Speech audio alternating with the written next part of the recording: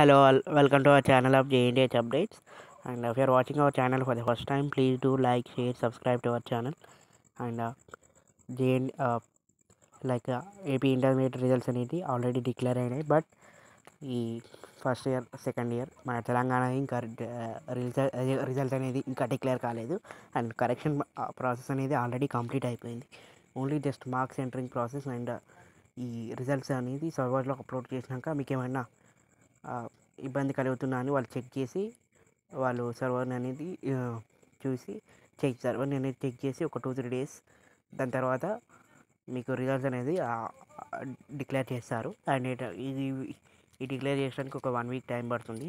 Maximum అనేది మేము April 20 తర్వాతనే రిజల్ట్స్ అనేది డిక్లేర్ అవుతుంది. అండ్ ఏప్రిల్ 20 తర్వాత ఏంటంటే ఏప్రిల్ 22 అండ్ 25 ఈ 2 డేట్స్లో ఏదైనా ఒక రోజు అయితే కన్ఫర్మ్ చేస్తారు. ఆ కన్ఫర్మ్ చేసినాక నేను మళ్ళీ వీడియో చేస్తానండి. So this is the update guys. Thank you for watching our video. Thank you so much.